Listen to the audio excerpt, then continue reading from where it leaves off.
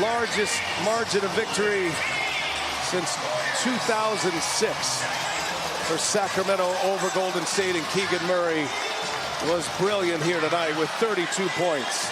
The rise of the next great NBA dynasty, or the fall of one of the greatest. Do you remember when the Golden State Warriors dynasty seemed unstoppable? Well, on a fateful night in April 2024, the Sacramento Kings may have brought that legendary run to an end. The Kings had an ingenious game plan focused on neutralizing Steph Curry's impact by top-locking him and forcing the Warriors to look elsewhere to generate offense. As De'Aaron Fox said after the game, "That's the question. I don't know if it is the end." The Kings made the bold decision to take Curry out of the equation as much as possible, essentially daring the rest of Golden State's supporting cast to beat them. It paid off in a big way as Curry struggled with peculiar struggles and 6 costly turnovers while being denied opportunities. Whenever Golden State tried getting Curry into space off dribble handoffs or flare screens, Sacramento jumped out and swarmed him to force the ball elsewhere.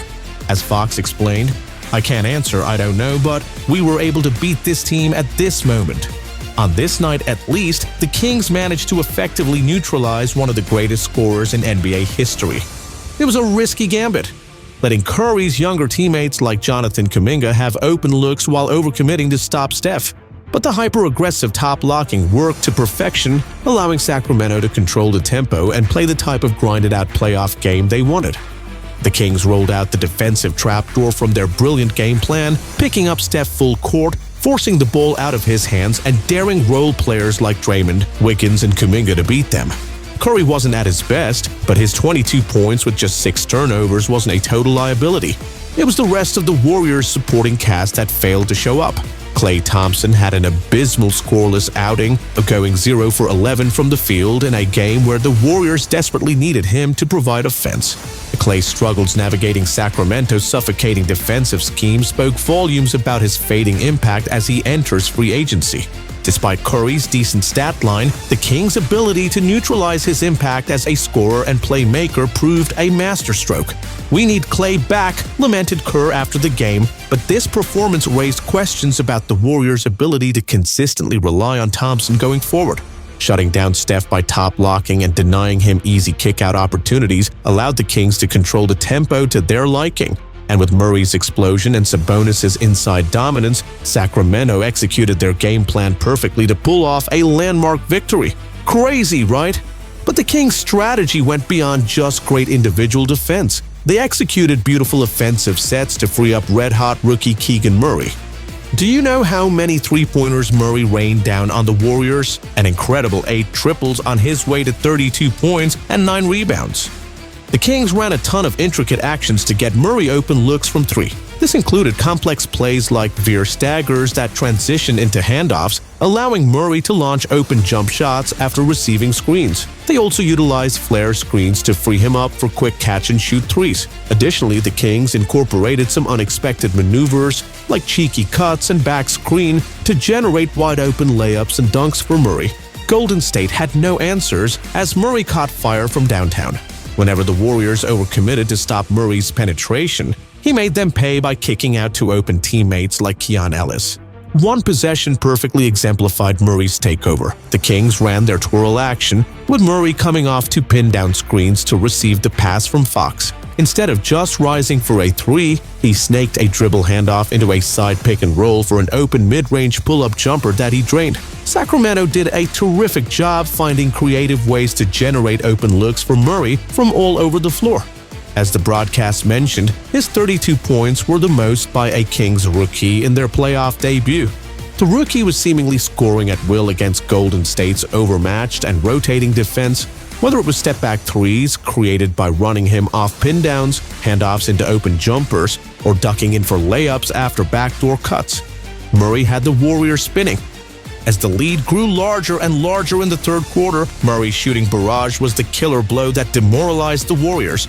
The mighty dynasty was crumbling before everyone's eyes under the weight of the rookie's unexpected onslaught. On one particularly back-breaking sequence, Murray cashed home a three-pointer from the wing after Draymond was slow to recover from helping on a Murray drive. On his very next possession, Murray took advantage of Wiggins going under the screen by rising up and swishing another triple right in his eye. The Warriors simply had no answers for Sacramento's array of screen-the-screener actions to free up Murray. His 8 three-pointers tied a franchise rookie playoff record as he picked apart the Dynasty's shaky defense. Sacramento also punished the Warriors for going small by ruthlessly attacking the interior. Who led that charge? None other than Domantas Sabonis. Sabonis bullied Golden State for 16 points, 12 boards, and 7 assists. He had a field day scoring inside on smaller defenders like Draymond Green, finding open shooters when help came, and grabbing every rebound in sight. The big man's ability to torture the Warriors on the interior was evident all night long.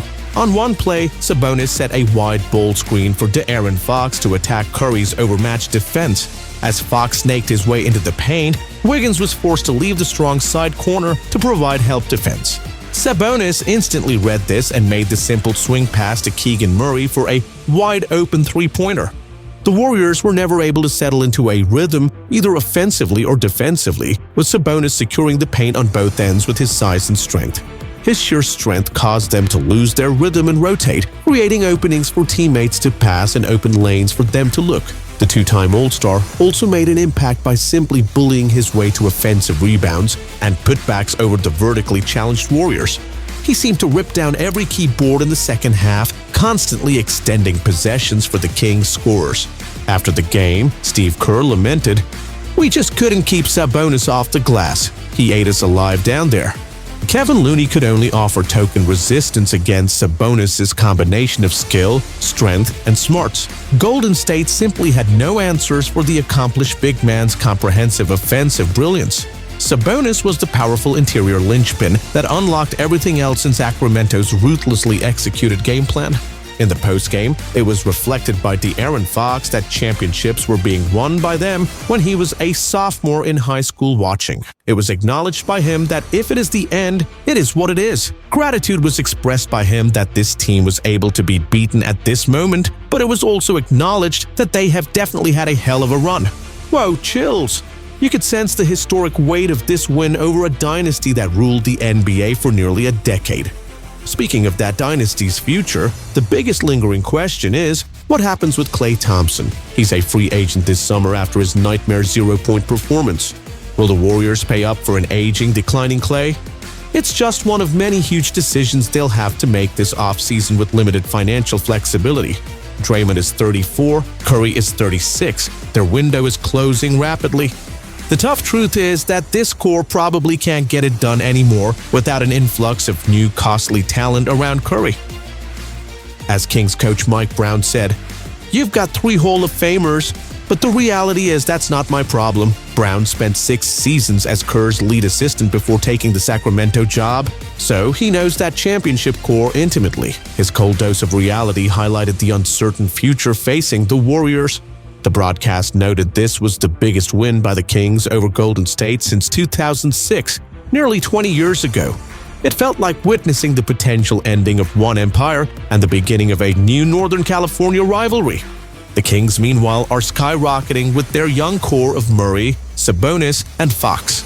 This drought-breaking playoff berth feels like just the beginning. So while eras ended for some, new ones began for others. The Kings emphatically announced themselves as the latest potential force in the West. Did they definitively end the Warriors dynasty as we knew it? Only time will tell. But this night will live forever as an all-time Vivek masterclass from Sacramento. They kept their playoff hopes alive while avenging last year's brutal Game 7 loss to Golden State. This budding Northern California rivalry just got spicier. And with young talents like Murray, Sabonis, and Fox leading the way, the future looks blindingly bright in Sacramento. This was more than just one win. It was a passing of the torch from one powerhouse to the next. What a night! The Kings humbled the Warriors while potentially closing the book on their legendary dynasty. Of course, we'll have to see how it all shakes out.